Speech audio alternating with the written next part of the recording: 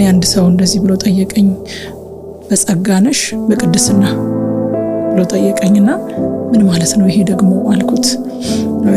በብሉይ ኪዳን ነው የምትኖሪው ወይንስ በአዲስ ኪዳን? በብሉይ ኪዳን የሚኖሩ በቅድስና፣ በአዲስ ኪዳን የሚኖሩ ደግሞ በጸጋ ነው የሚኖሩት አለኝ። እስኪ በደንብ አብራራልኝ ስለው አዲስ ኪዳን እኮ ኃጢአት ሁሉ በክርስቶስ ኢየሱስ ተቀጥቷል። ያለፈውም ያለውም የሚመጣውም ኃጢአት ተቀጥቷል በክርስቶስ ኢየሱስ። አሁን እግዚአብሔር የሚቀጣው አለማመንን ብቻ ነው። ይህንን እንደው ብዙ ትውልድ ውስጥ ያለ ዕውቀት እንደሆነ ስለማውቅ ቢያብራሩልን። ይህን ያለኝ ሰው ዕውቀት አጥቶ አይደለም፣ ራሱ የተዘፈቀበት ብዙ ነገር አለ። ያ የሚወቅሰውን ህሊናውንና የሚፈርድበትን የእግዚአብሔር ቃል ለመሸፈን ጥረት እያደረገ አያዋጣው። ልሽ አይደለም ክርስቲያን አሕዛቦች እንኳን ያውቃሉ። የብሉይ ኪዳን የአዲስ ኪዳን እያለ ሊቀልድ አይችልም። እግዚአብሔር እኮ ከብሉይ ኪዳን በፊትም አለ፣ ለዘላለም ይኖራል።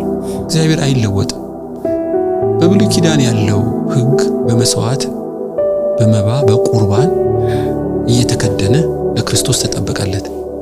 አሁን አካሉ ክርስቶስ ከፈለው። ልክ ነው። ከኛ የሚጠበቀውን እርግማን ሆኖልን በመስቀል ላይ ተከፈለ፣ ተፈጸመ።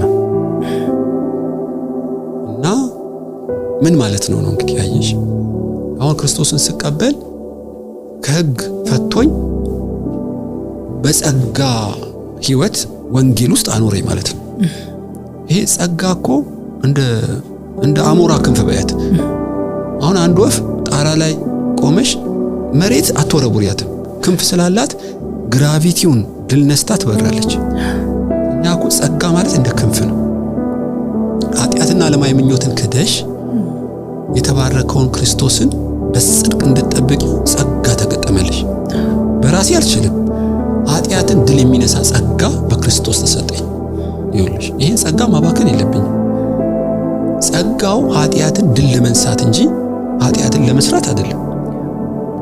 እና በአዲስ ኪዳን ክርስቶስ የሕግ ፍጻሜ ሆኖልኛል። ትክክል ነው። ሕግን በመፈጸም አልድንም፣ በፈጸመልኝ በማመን እድናለሁ።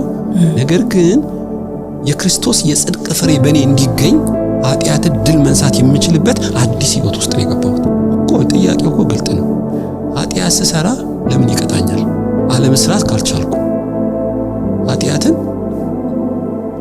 አለማድረግ ማልችል ከሆነ ለምን ይቀጣኛል? የሚቀጣኝ እኮ ኃጢአት ላይ ድል መንሳት የሚችል የጽድቅ ሕይወት ስለሰጠኝ። ሰይጣን በጉልበት ኃጢአት ሊያሰራኝ አይችልም። ፈቅጄ ነው። ማንኛውም ኃጢአት ብሰራ ወይ ዕውቀት በማጣት ነው፣ ወይ በስንፍና ነው፣ ወይም አምጬ ነው። ለምን? ኃጢአትን ድል መንሳት የሚችል የክርስቶስ ጸጋ ተሰጥቶኛል።